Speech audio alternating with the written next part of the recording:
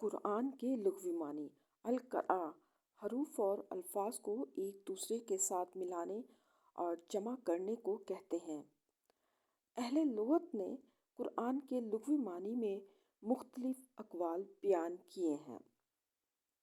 Number 1، قرآن قرأت کرنے کے معنی میں ہے کیونکہ اس کو کثرت سے پڑھا جاتا ہے۔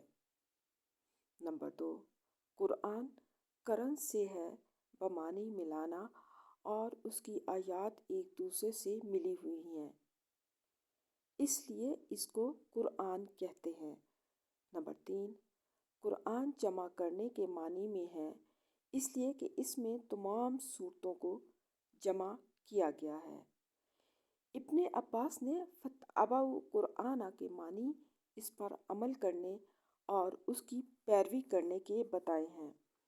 بعض کا خیال ہے کہ قرأ عبرانی لفظ ہے جس کے معنی اعلان کرنے کے ہیں۔ سورۃ العلق آیت نمبر 1، اقرأ بسم ربک الذی خلق۔ اے نبی محمد صلی اللہ علیہ وآلہ وسلم اپنے پروردگار کا نام لے کر پڑھو جس نے پیدا کیا۔ اس اعتبار سے اس کے معنی ہوں گے تو اپنے نشو و نما دینے والے کی صفت ربوبیت کا عام اعلان کر دے۔